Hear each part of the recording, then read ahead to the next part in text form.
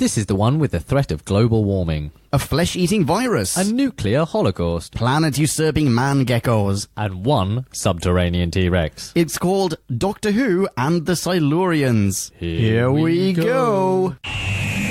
We're embarking on a voyage all through time and all through space, countering Daleks, Thalan, and the Cybertronic race. Sontarans look like taters and Silurians all have wonky scales. And the Doctor has a TARDIS, we're reviewing all his tales. Who back when? Reviewing all of who there is. Who back when? Subscribe and rate on iTunes, please. Episode by episode, we're trudging down this temporal road. Come join us on this odyssey. What other choice could there be than Who back when?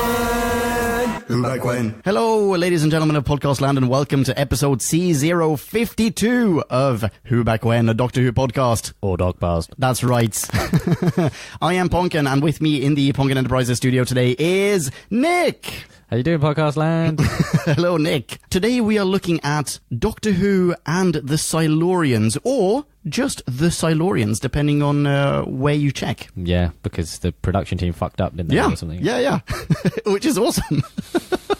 Is this the only Doctor Who and? I think it might be. Yeah. I think it might be. And the Goblet of Fire. I think that up until up until we get to New Who, the Doctor is credited as Doctor Who, however, which I feel contradicts this. What's the problem with saying Doctor Who and the Silurians if you're already crediting the character as Doctor Who? I mean, I agree. I don't think his name is Doctor Who, but, you know, why is the credit okay? I wonder if we'll get into more naming things over the next sort of couple of decades. I wonder if that pops up. Well, there's definitely something in this serial that we need to talk about as well. Okay. Yeah, well, we'll get to that. Shall we jump into a bite-sized chunk of Who? Let's. Time for us to synopsize, clarify and summarize. So take a view and grab a brew and listen to this overview, this free-for-all. We like to call a bite-sized chunk of Who. Bite-sized chunk of Who. Pertwee's third Doctor and Miss/Doctor Liz Shaw are persuaded to join Bagels and investigate some happenings at a local nuclear power research facility perched atop a labyrinth of caves. Recently, odd power cuts and multiple cases of Looney Tunes among the research staff have caught UNIT's attention. Could they be related to the fervent work ethic of the scientists? Or do they have anything to do with a race of lizard people living beneath them? Only the Doctor can solve the puzzle. Hilarity ensues. B-Scow over. You are welcome. Was that our joint effort to do a Silurian voice? Well, one of us had to do, you are welcome! Fuck Starscream again. Okay, so Silurians, they will not reappear until season 21. Okay, help me out with who that is. Fifth Doctor. Oh, shit. Yeah. We will not see them until a serial called Warriors of the Deep, in which they appear alongside, I think they were called the Sea Demons. Sea Devils. Devils, yeah, you're right. That's crazy. I think I know that one specifically. Oh, really? Yeah, I think a friend had it on VHS. Very cool. I don't think I've seen that. I remember them sort of emerging from the Sea Devils, and it was like campy and fun. Yeah. Nice. Okay. Anyway, yeah, so yeah. Well, so there's a giant break, and then there's probably another giant break because there was a big hoo-ha around them re-emerging in New Who with Matt Smith in The Hungry Earth. Which is quite a parallel to how this episode works. I don't remember that serial. However, I read a little bit that has that directly connected to this serial. Because at the end of this serial, this is from TARDIS Wikia, at the end of this serial, they go into hibernation again. Mm-hmm. And if we assume that they weren't blowed up at the end, they say, we're going to hibernate for 50 years. This is 1970. This aired in 1970. It was shot in 1969, but it aired in 1970. We are finally into the next decade. Wow, that only took us 3.5 years. And exactly 50 years later, the year 2020 is apparently when The Hungry Earth is set. Okay, all right, fair play. So it's perfect. It's directly connected to that. Because they have a diplomacy thing, and this has a diplomacy angle, diplomacy/war. Oh, really? So are there two factions of Silurians in that one as well? No, in a way that, but the idea that the Doctor is trying to bring them to the negotiating table is the crux of Hungry Earth and whatever the fucking next one was called. It's a two-parter. Okay. But obviously, and that's one of the bigger themes in this. Okay. Yeah, definitely. Did you feel that maybe at some point they should have just picked a disaster? Because as our intro indicated, I mean, everything's a red herring. I assumed at first, oh, okay, so this is going to be about how the machine somehow collapses. Maybe the Silurians, I don't know, whatever, they sabotage it or something. The machine collapses, and as a consequence, as is very clearly pointed out in episode 1, we have the threat of a nuclear holocaust. Like it's a million times stronger than a nuclear bomb or something. That never happens. No. The threat, I mean, presumably the biggest threat is the planet being usurped by its quote-unquote native inhabitants. Yeah, exactly. By them basically just turning up the heat. Like they're ruining not the ozone, whatever it was called. Whatever that belt is. Exactly. Arnold's belt. I don't think that's true, but Van Arnold. Van Arnold? Possibly. Using microwaves. Yeah. So, and it's so odd. So they're using the machine that can already kill tons of people to power a machine that can kill tons of people. But also to power a machine that can kill all the people. All the people, and maybe change the conditions on Earth to something a bit more salubrious. Yeah, but in my mind, it doesn't really matter. At that point, they've already tried the virus tactic, right? They've tried, well, we're going to wipe out people with this virus, and then after all the humans are gone, who cares what happens then? Like, yeah, they're probably going to use their microwave machine then, but it doesn't matter. At that point, everyone's dead already. To be honest, the Silurians, even though they have a leader, seem to be ruled by committee. Well, they seem to be ruled willy-nilly. Or either not ruled at all. They just do whatever the fuck they like. Well, so they're just, it's a horse designed by committee. Also, how many are there? 3. Well, there are 3 that speaking part. Yeah, we see maybe like 5 or 6. Yeah. Is it that there are millions of them still in hibernation? Yes, in fact, that is said. Oh, they say that. Okay, cool. Because that was sort of, quote unquote, my theory. I didn't realize that was already said outright.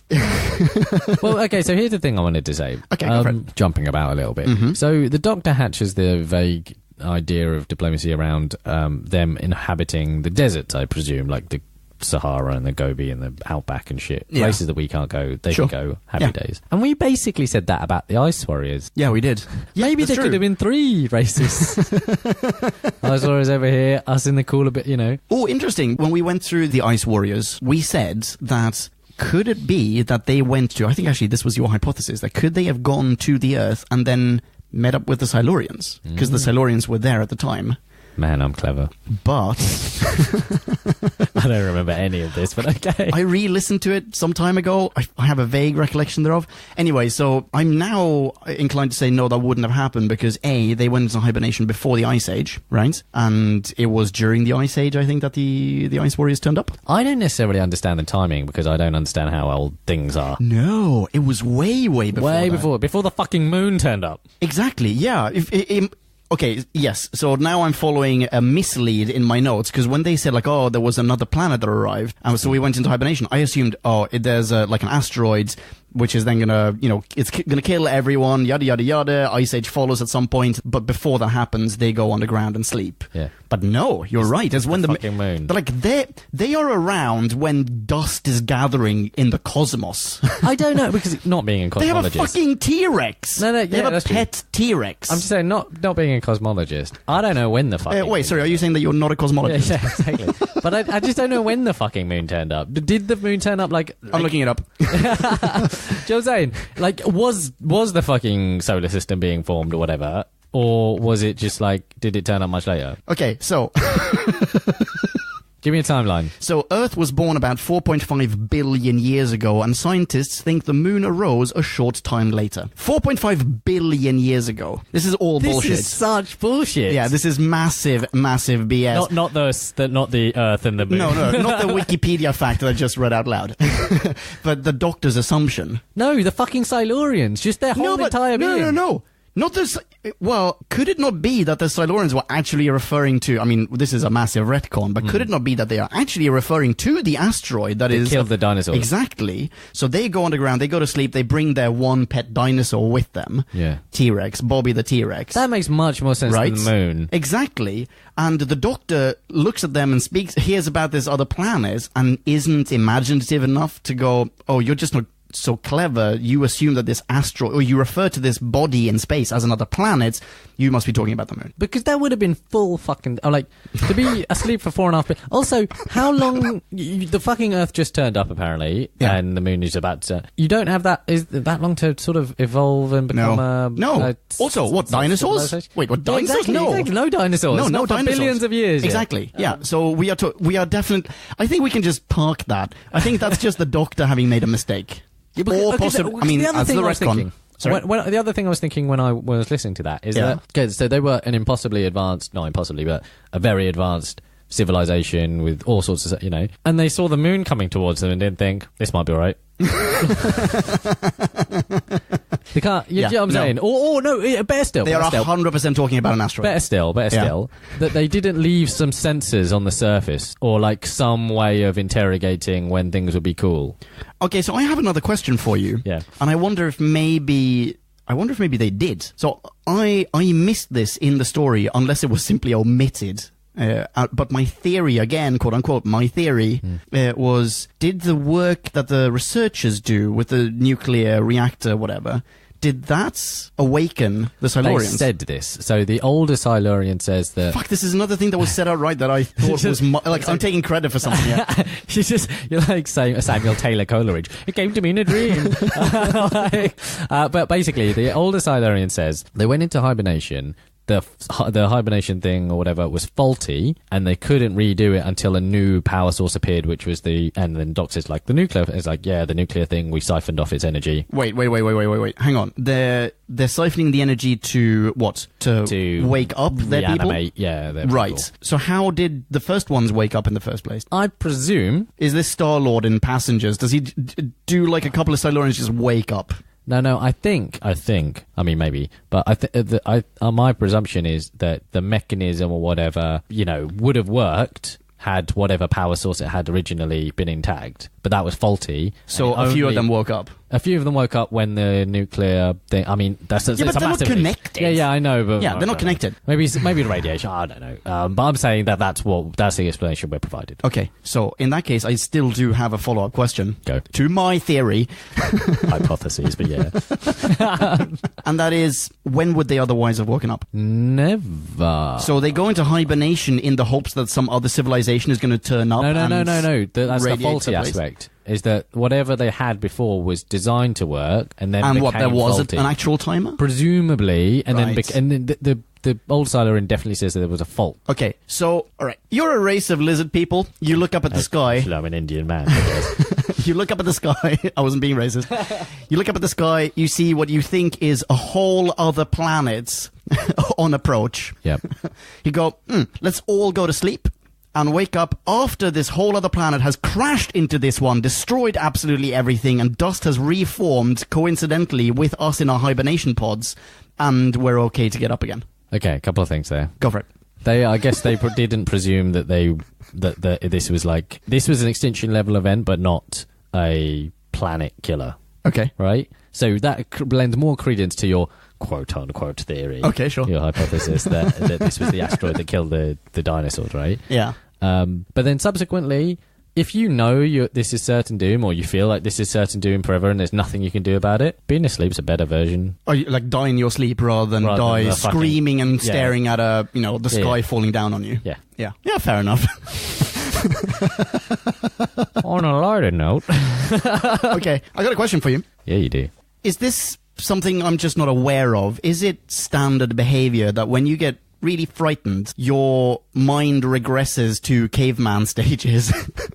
That was in no way explained. No. Why does it happen to every single person who sees a Silurian is scared to the point of either dying or turning into just like a blubbering mess, like turning into that crazy dude in Seven who boned a prostitute with a knife on his willy? I feel like there were other mental health issues. He behaves exactly like that. He behaves exactly like that. You could have referenced there, but okay. Always judging. Here are some fun things. Not fun, not at all fun. Mm-hmm. But one of the unit soldiers, when they're in the bottle episode, when they're the experiences this without seeing a Silurian or the T-Rex. Really? Yeah. Well, I mean, doesn't see one, does he? and she starts going a bit... Has he not already seen one, though? Haven't they? They've fired upon some Silurians. But he's totally cool when they go in, and then he starts wigging out because, I don't know, he's getting hot. There's loads... I don't know, sure. Right? Then method acting for Chilean miners. Yeah. He's, also, some of them see Silurians, some of them see the T-Rex. Yeah. So, and it genuinely doesn't matter. And the research facility guys that start going a bit crazy don't see them, not uniformly. That's a very good point. The first person in the actual lab to go completely nuts, he's never been out of the lab, right? Yeah. The dude in the white lab coat, who's clearly like, he's never going to get his hands dirty, he's never going to be in a cave. He's constantly in this one room, and his only job is to look at a panel and read out the number. Yeah. Why does he go completely He's berserk? literally never explained. Yeah. They obviously have psychic ability, right? Oh, are we talking about the magical forehead flashlight? The third eye, yes. Yes. Yeah, that never really gets explained as to why people keep going Looney Tunes. There are so many things going on with that third eye as well. As I recall, the new Silurians don't have one. I think it gets revealed that they do at some point. Oh, really? Like, it's chilling and then they use it, but I don't know that. I think I've either made that up or... Interesting. Because here... They don't have one at resting. I see. Default states. Yeah. Yeah. So, because here, that third eye has tons of different abilities, or it lends them lots of abilities. It dices, it peels. They can brainwash people. Yeah. They can destroy and build walls, a la, Superman's eyes in Superman 3. Yeah. It tones your core. It can kill other Silurians. It's basically a laser, and it opens and closes doors. Yeah. And it's machine washable. Okay. I feel like we're having two completely different conversations. I've watched quite a lot of QVC on the shopping channel. I see. But wait, there's more. Here's a nuclear testing facility worth £15 million. And this knife can cut through other knives. Did you not like the worth £15 million quote? Yeah. Like 15. It's like an Austin Powers moment. 15 million pounds. Yeah. Anyway. Am I going to make the Silurians pay for it? Oh no, we can't laugh at this. It's happening. It's happening right now. Fuck. Okay, all right. Let's get back to Who. Yeah. What do you think of Pertwee? Pertwee is mega. He's amazing, isn't he? He's amazing. Also, I super love Pertwee in a white t-shirt. Oh my god, that's in my notes! It's in my notes. It's in my notes because I think this is the first time... except, as in, not counting when Troughton goes into disguise, as in, like, he puts on whatever, like a hat or something. Or, actually, Hartnell also at one point dressed up as a French nobleman, but in whatever it was, Reign of Fire or something. Reign of Fire, Reign of Terror. Rain of Fire. Reign of Fire with Christian Bale. Maximilian Robespierre spitting fireballs. Jumping out of helicopters. Wouldn't that be great? Aside from that... This is the first time that we get to see the Doctor in, like just changing clothes depending on the context. We've seen the Doctor work in labs before, but he doesn't don a white lab coat for it. Here he does. And actually, the reason I put in the T-shirts in my notes is they make no attempt to hide the fact that he has a huge tattoo on his arm. I mean, they put him in a T-shirt so that he's more masculine and alpha, and just like he looks sexy as shit. That's good, right? Very different from prior Doctors. Let him save my world. But why does he have a goddamn they don't put makeup on it? I don't get why they put him in short sleeves. That's my thing. I didn't really notice. I was too captivated. Just those pecs. Man, they were good. He was in good shape. He looks amazing in it. Yeah. But okay, so I like the Doctor. I feel like it's a very natural continuation of how Pertwee portrayed the character in Spearheads. But then there are a few other things that are slightly odd to me. I mean, I remember the car, and I love the car. I don't remember him calling the car Bessie. Yeah, that's weird. And I think it's very weird that it has a license plate that says Who Won. Yeah. Yeah. Isn't that... Why? What the Who, the Doctor Who, the name Who, seems fairly official. Yeah. Do you not think so? Plate. I mean, it's the Batmobile of Batman. This is the Who-mobile of... Actually, this is one of two Who-mobiles. There was meant to be an actual Who-mobile. Awesome. Which... Oh, God, I gotta show you a photo. I wonder if it ever appeared. Is it blue? There we go. Shit! Does that not look amazing? And that has Pertwee in it. We're looking at a photo of the Who-mobile right now. That looks awesome. It looks so cool. But again, that's another thing that I feel... I mean, we'll talk about it when we get to it, but it's another thing that I feel the Doctor shouldn't really have, you know? Yeah, I didn't bother me. Didn't add or subtract from my enjoyment. Okay. Yeah. What about, as we're still talking about Pertwee, what about his fairly lax attitude in interacting with dead people? Yeah. He's okay with there being dead people on screen with him. I mean, I don't know if that's a departure from any of the other Doctors, but there've been a lot less dead people, like, per episode. He's had a lot of dead people. In his 2 serials so far, a lot of dead people. That's true, but normally... I mean, I can't really think of a single dead person, except for the one that the Doctor actually kills himself in the romance by chucking him out a window and then laughing about it with a little girl. Oh. Aside from that, I can't really think of a single example of the Doctor interacting, like seeing a dead person, but in my mind I'm thinking if Hartnell were to be faced with a dead person, there would be drama on screen. Like, it would be cause for taking a break, taking a step back, and actually adding some drama to the scene, not just him going, yeah, he's dead. Moving on. I have problems more with how is his interaction with sick people. Oh, okay. He's really bad at it. Terrible bedside manners. Yeah, no. So, guys, he calls himself a doctor. Major Laser, whatever his name is, Major Baker. Major Baker. He is a major baker. He's huge. He's huge. Had he not succumbed to the illness, he would have been on the Great British Bake Off. Yeah, so he knows he's infected. He comes up to the surface. He's in the office with all the people infected. No one touch him. Don't even go near him. Someone's infected. Craziness. Yeah. Then they go to the hospital where Major Baker has been dispatched. Major Baker falls out of said hospital on the driveway and dies. Yeah. And they just cradle him in his arms and start touching bits of him. Yeah, I know. Like, infectious diseases. Yeah, I know. You could maybe argue at that because he's with the brig, right? Yeah. He's with Bagels, and Bagels doesn't touch the... Bagels does touch him. Does he? Both touch him. Both, like, basically grab him. Oh, really? Yeah, I remember thinking, what the fuck are you guys doing? Ah, I see. I was going to say, isn't this where Bagels, like, whips out a gun and tells the other humans, like, get away? Like, everyone inside. Late after this point, but so they both cradle Major Baker. Well, okay, so when they're back in the office as well, and the two face off... is this Baker? I can't remember if this is Baker or if this... No, this is Comeover. What's his name? Lawrence. There's this scene where Comeover, his face is covered in boils... He's clearly about to turn into either a zombie or a dead person. And his face is like inches away from Bagels. Yeah. They're just like looking at each other and Bagels is trying to stare him down. It's like, oh, don't let this guy breathe on you. Lawrence is pissed off because he's just lost his job or whatever. And he's like, I'm going to lick you. Yeah.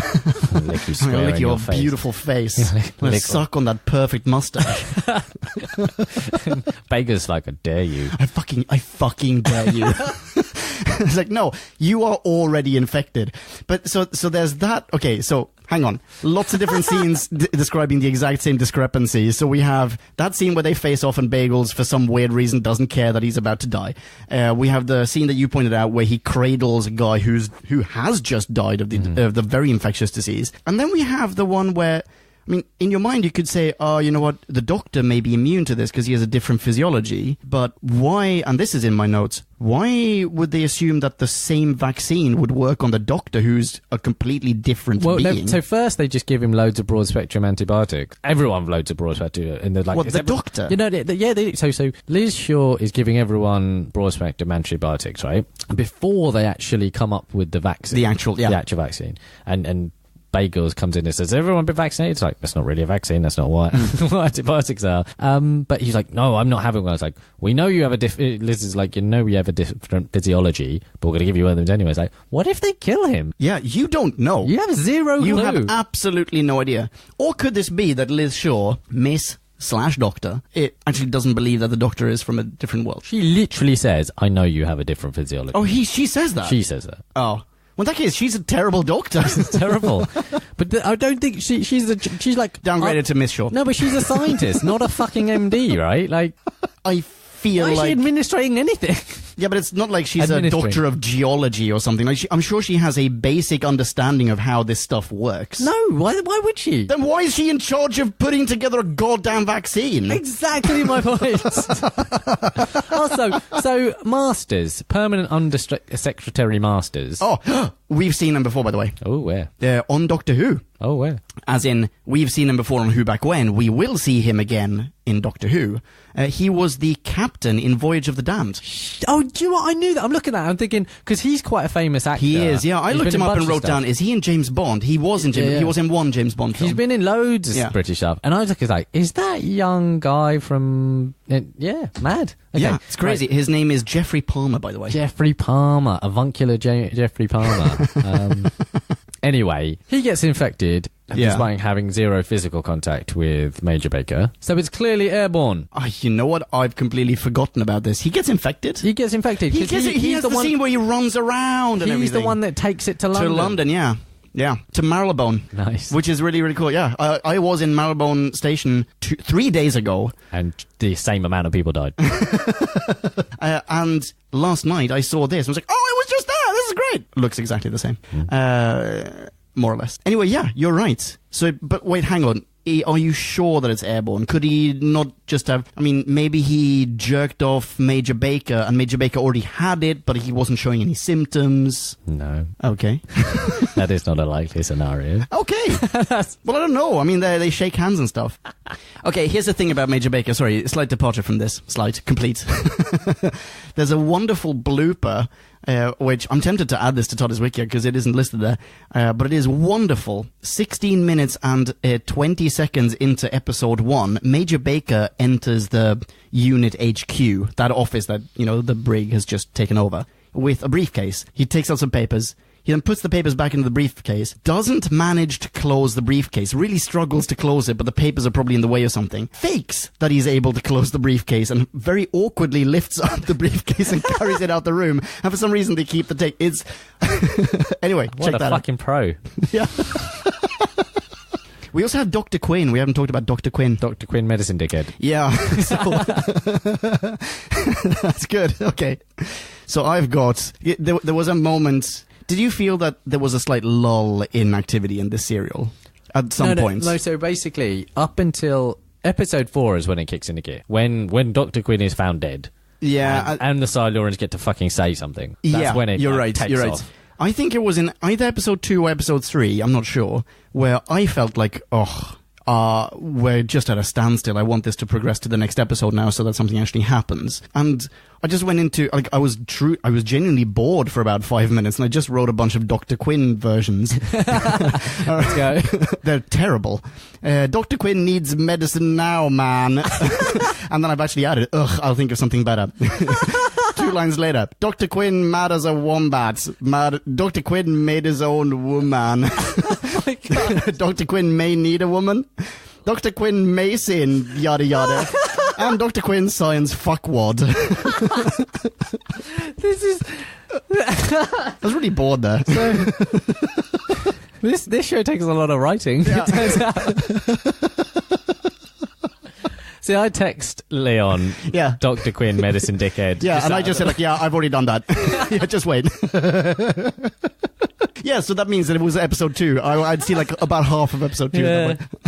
Yeah, they basically didn't need those first, or the second and third, I guess. With the whole Dr. Quinn coming back and helping, and the oh my God, I hated the sound. Oh, yeah, all the bleepy bloopies. Yeah, Fuck you. That's for absolutely everything. It gave me, what are they called? Goosebumps? No!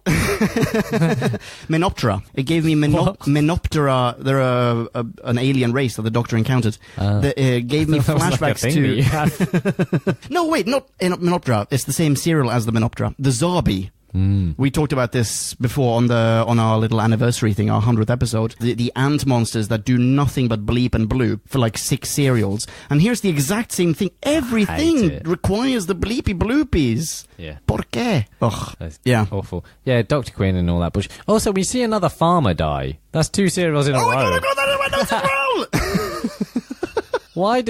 Why does Malcolm the Incredible Hulk hate farmers? He hates them.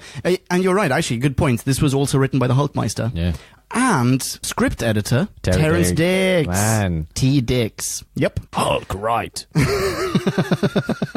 Silurians. Let's talk Silurians. Silurians. Yeah, so we've got old Silurian and Starscream Silurian. Is Starscream Silurian the guy who I assume is an American chap? I assume the high young one. Yeah, helium American guy. Yeah. Yeah, the guy who actually takes over. Everyone. Yeah. Have a chocolate milk, mate. Chill out.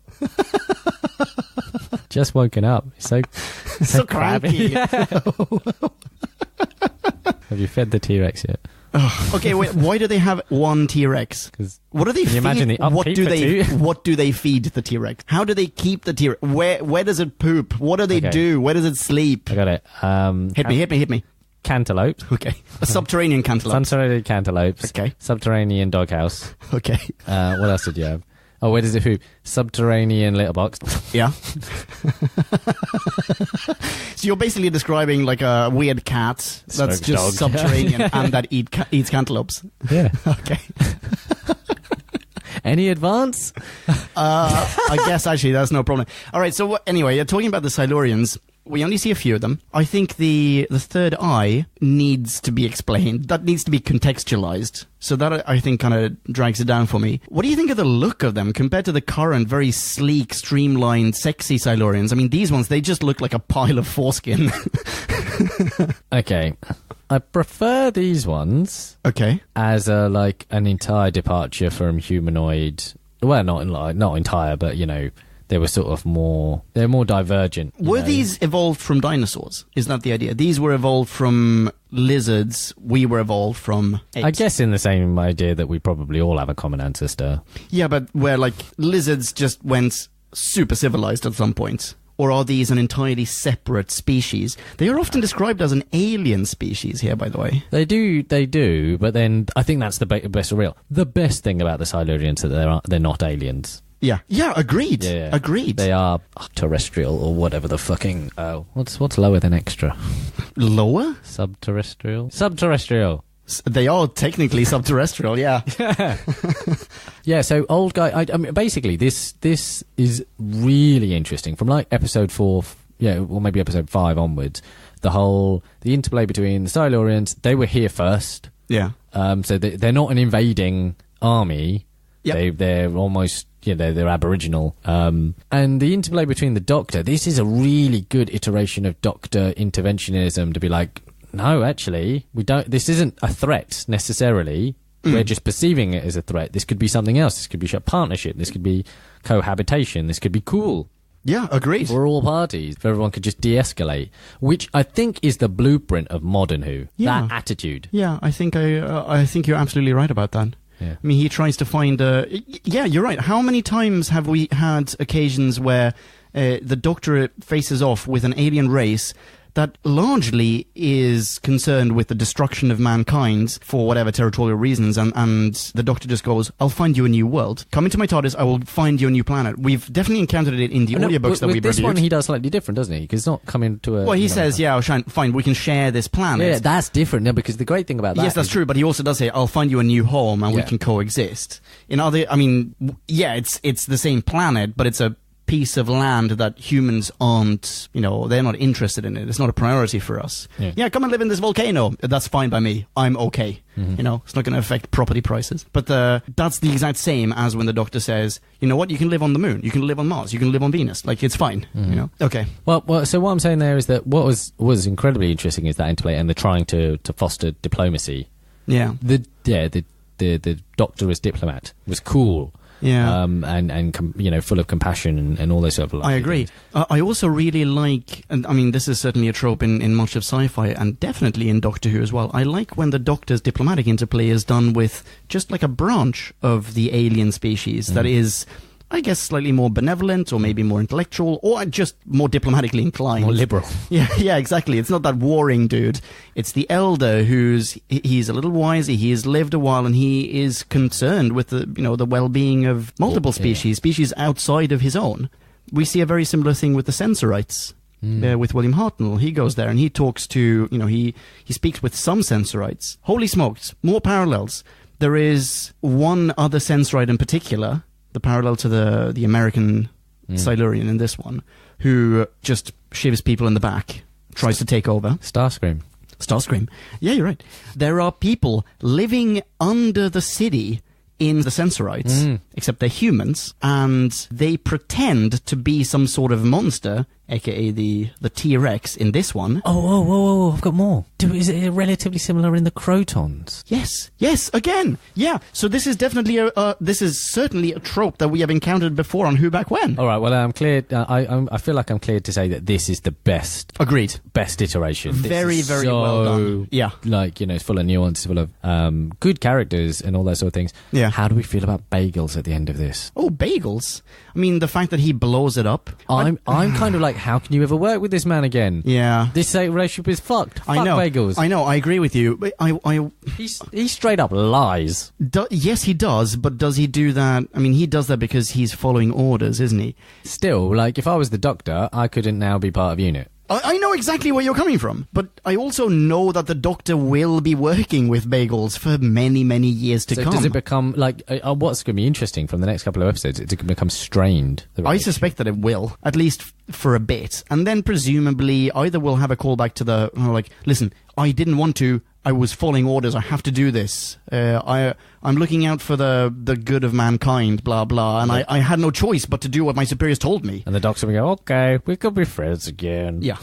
That might be it. Hope not. I hope he takes him to task. He probably will. I mean, he probably will. We're already in this, more so than we've had with prior Doctors. There's the feel of a continuation. Don't you think so? Because we have, like, in this one, the Doctor he's working on his car, which he was talking about in the last one. When he meets the Bagels for the first time in this serial, he's just as cranky as you would expect him to be at the end of the last one, where it's like, I'm here and I'm now working for you against my will. So, yeah, presumably he'll take that forward. I've not seen the next serial yet. No, nor I. I'm imagining that is the case. But I was upset with Bagels. Yeah, me too. Me too. Yeah. Okay. What about Liz Shaw? How do you feel about Liz? Liz was less compelling this time round. Yeah. She was very competent, though. She's very competent. Not necessarily, like, how do I put this? Her personality wasn't really on show for 7 episodes, Yeah. Like, she was off doing shit, but not necessarily, no emotive output. Nothing like, I don't know. Yeah, I think just a very competent sidekick. Yeah. Yeah, she was. I agree with you. It got to one point where I was incorrectly assuming that, they're going to turn her into just the standard screaming girl in peril type character, which is when she's in the barn. Oh, she gets knocked out. She gets knocked out, but just as the Silurian is approaching her, I assumed, now she's going to scream, and then that'll be the cliffhanger, and then everyone needs to rescue her, and maybe she'll be a blubbering mess just like everyone else when she wakes up, because obviously she's not going to die. But then, yeah, she does get knocked out, but she is one of the few, if not the only person, to then come out of it and be very coherent and competent about it and just go, yes, it was a lizard's biped, yada yada. Yeah. So I think they did a pretty good job with her, even though she was slightly underutilized. Have we hit all the talking points? I've got one. I'd like to bring up a soundbite, actually. Hit it. And this is about the Doctor. So, in New Who, I'll preface this with a question. In New Who, how old is the Doctor?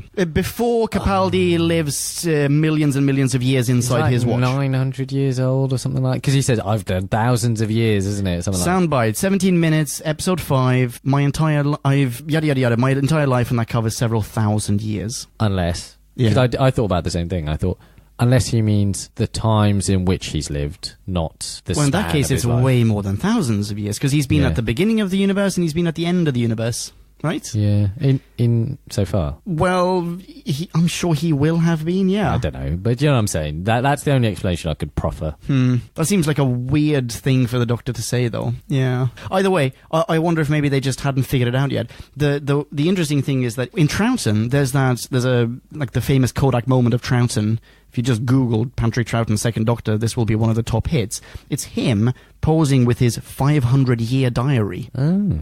As in, it literally says 500-year diary on it. And the assumption is he's about 500 years old. Like, he's kept this one diary his entire life. That's how it's presented at the time. He's got to be a bit older than 500. I don't know. That's his second incarnation. Still, like, you don't get a diary when you're 1. No, let's say you get a diary when you're, when you're a child, plus 500 years, yeah, it's okay. Like, he's still working on it. Like, there's still space in it. But here, all of a sudden, it's thousands. Anyway, interesting point, I thought. What else?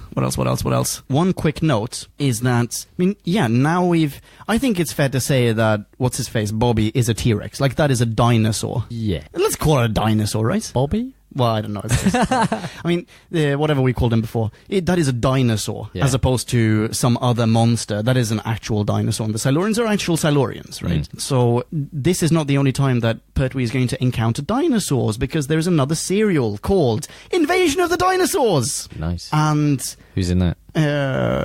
Pertwee. I don't know who else. I've not seen it. But while this dinosaur, it's clearly a dude in a dino suit. Right. I thought that was a real dinosaur, but okay. The other dinosaurs are stop motion. Shit, nice. Yeah. And both options look amazing to me. I love it. I love this dinosaur. Yeah, that's my note. I love the dinosaur. Okay, anyway, that's all I got. Shall we? Let's do reviews. And now it is time to rate this. Did we love or hate this? Bing bong, hey, la la la la la la. Ratings. Go for it. So I've covered most of the things I wanted to say. I basically thought this was 2 episodes longer than it needed to be, but from like 4 onwards, entirely enchanting. From when Dr. Quinn Medicine Dickhead dies to like the Silurian explosion and Starscream, the whole lot. Ultra captivating, had a whole political, drama aspect to it, had peril, had all the great things, daring do, fucking epidemics, the whole thing. So super into it. I'm going to give this a 3.9. Okay. I literally just typed up a new score, and I've downgraded it from what I originally wanted to give it. I originally wanted to give this a 4.2. Sure. Before we started talking about all the things that we hate about it. Where have you downgraded to? No, not to 3.9 if that's what you're thinking, but 3.8. Nice. Giving this a 3.8. I mean, I think it's wonderful that this is the first Silurian appearance. I was curious about the origins and so on. Just bullet pointing it, they just need to pick a foe, basically, or a plan. We get the threat of nuclear Armageddon, we get the disease, we get global warming, we don't really know. But Pertwee is amazing, he's very gung-ho. We didn't talk about the sets. I loved the sets, especially the Silurian sets down below, whatever. Very, very cool. But I'm shaving off some decimals for comb over, for there being too many bleepies, and for the Superman 3 eyes. So I'm giving this a 3.8. Nice. We didn't talk about comb over. Why did comb over basically not believe them the entire way through? Like until he died. Yeah. Okay, when he dies, I think he's just in denial. I think he must be in denial the entire way. It's like, here's a picture of a Silurian, and here's a... No. Wait, here's a picture. Are you talking about the fucking cave paintings? No, okay, because that scene really pissed me off, because the guy is drawing a Silurian on the wall. The doctor looks at him and goes like, it's amazing, he's cast his mind back millions of years, in brackets, to when lizard biped people ruled the earth. Like, it makes no sense. That's not a cave painting, it's a dude doodling on the wall. Okay. Yeah. But still, Larry needs to get with the fucking program. Is that comb over? Yeah. Yeah. Anyway, that's it. We've got a whole bunch of minis. Listener minis. So our first mini comes from Paul.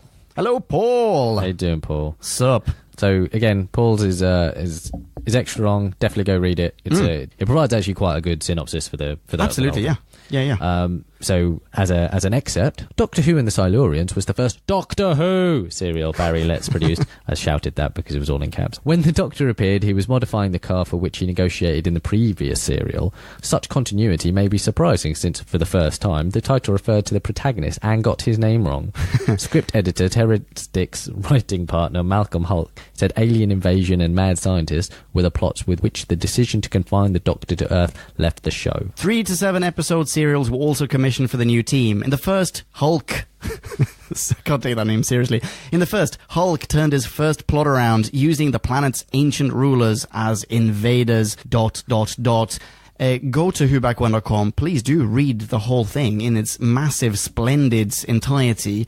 Especially, I will say this, especially if you haven't seen it and if you just want some extra context to what we've been talking about, it's perfect.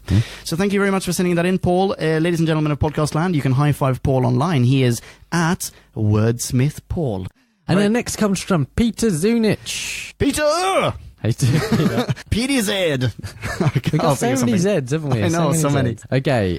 Peter writes, even more so than the last story, the Silurians show Doctor Who is now all grown up. Characters are multifaceted with both good and bad traits. Not all decisions are right, not all moral choices are clear, and not all plans work out in the end. The Silurians were here first. Both sides have a just and arguable case. Trust, betrayal, and communication are tested at every turn, and the ending is intentionally left ambiguous. Peter goes on, this story was written beautifully, and although the plague subplot got just a little boring at times, it was overall a great ride. It also demonstrates how a show with monsters and aliens can avoid an invasion story week after week. Despite the Silurians being a little shaky in more ways than one, this is a great story that makes you think about it long after you've finished. Thus, it earns a potholing 4.6. Smash. Yeah. That's huge. Peter loves this one. You don't have much room up above that 4.6 for the next 40 years, Peter. Yeah. I love that. Again, this was the expurgated version. Read the whole thing on whoback1.com. Thank you so much for sending that in, Peter. Thanks, Peter. And we got one more. From Chris Zeds. Chris Zeds. The coiner of bagels. Not the inventor of bagels, because that's a thing. Yeah, we covered that. No, actually, let's start that rumour. Okay, so Chris writes, I like the banter between Doc and Shaw. DS. I also like the serial goes a little darker than they regularly do, with the destructive ending, the questioning of morality, the obvious racism, or, okay, I'm going to say this, xenophobiasm. Xenophobia. I think Xenophobiasm. By the way, I had to Google this, Chris. Google don't know what you're talking about. I think it's xenophobia. So does Google, by the way. But Chris, get in touch if that's not correct. Xenophobia is more accurate, and the anti-militarism storyline. Chris goes on, Bagels rides the line between a rational, empathetic authority figure and an irrational, cold, militaristic leader. He'll do this throughout his run on the show. He is, in an Eccleston voice, fantastic. That's interesting, actually. Okay, all right. That being said, I still dislike some elements. The sexism continues. Ms. Shaw can handle personnel, and the Doctor can do the science. Yeah, okay. But, sorry, editorializing, yes, they even make a huge point of this in that scene. I mean, she's quite perturbed by it, right? But then they don't follow up on it because she is actually doing the science later on. Yeah. Anyway, Chris goes on, and to top it off, Doc names the Silurians, and the entire race just goes with it for their entire history on the show. I thought that. This is exactly like the Ice Warriors. Silurian time in Earth's development. Okay, which time, which era, what is our era, our current era called? What do I look like? Well, it's not called the human era, right? We're not named after the era in which we live. Yeah. It's not Homo sapiens sapiens era. Just because they fucking originated from the Wait, let's find out when that was. Is that a thing? Is it real? Yes. Oh, I remember this from when I was a kid. 443 million years ago. There was a moon then. There was a moon. Why didn't we not think to look this up at the time? I don't know. There was a moon. Anyway, yes, super good point, because the exact same thing happens with the Ice Warriors, and we were so pissed off when that happened. Okay. Anyway, he goes on. Some pros and cons, not bad overall. I'll give it a 3.5. I still don't really like this doc, but I'm finding positives. Nice. And he's added some trivia at the end. Ooh, dude. Okay, I'll do the trivia. Fulton McKay, who played Dr. Quinn, medicine dickhead, was considered for the role of the fourth Doctor after Pertwee left. Yeah. Shit. Oh, can you imagine that? Actually, you know what? He was very personable. He was quite good. Of all the scientists, he was the nicest one. He had a bad character, though. He did, yes, but he was still very charismatic, as opposed to Combe-Over, who just yelled. Imagine having Combe-Over as your boss. Oh, God. That first scene, he is not the most personable of chaps. Imagine Combe-Over as your doctor. Second serial in the row that we've done that. Yeah. Anyway, again, this is the expurgated version. Read Chris's Vinny in its full splendor on whoback1.com. Thank you for sending that in, Chris. Bing bong, Future Pong in here. Just a couple of hours after Nick had left Pong Plaza and we'd wrapped up this recording, another mini review came in. This one comes from Grant. Grant! Hey, Grant. How you doing? Grant goes, hi guys, back with another inane mini review with a few bits of trivia. So, Silurians, a solid adventure story that sees a lot. Rock climbing, cave paintings, and men in rubber suits debating the politics and morals of wiping out the monkeys. It also introduces another keystone of the Doctor's time with U.N.I.T, his second favourite mode of travel. Bessie! the perfect vehicle for the Doctor that will be with him for the rest of the Third Doctor's era. The very first Fourth Doctor adventure, and indeed the Seventh Doctor, gets to drive it later on. He will gain a second car later on, the Who-mobile. Oh yeah, and I look forward to your reaction when you see it. Yes, we've seen a still of it, as discussed earlier on in this episode, or in this review, but I don't think neither one of us has ever seen it in action. So yeah, I look forward to it too. Anyway, I'm cutting you off. Sorry, Grant. Grant also gives it a rating of 3 out of 5. A good story that's a bit overlong. And then he adds, trivia time again. I'm gonna super speed through these. Numero uno, Fulton McKay, who played Dr. Quinn, was shortlisted to play the Fourth Doctor, but turned the role down. Okay, so that expands upon the trivia that we already got. We see the Doctor's tattoo again. The Noel Christmas on a Rational Planet explains that the tattoo is a mark of a Time Lord exile. Oh, that's very clever. I think that's super duper clever, but whoa, it took a Doctor Who novel to clear that up. I feel like they should have tackled that on TV as well at the time. But yeah, no, that's awesome. Thank you for enlightening us. 2 more bullet points. The title is the first and only time a serial mentions the name Doctor Who in its title. And interestingly, the Target novelizations, which first launched during Pertwee's reign, continued this tradition well into the 80s. Ironically, the novelization of the Silurians was retitled Doctor Who and the Cave Monsters when published. What? That is absurd. Okay.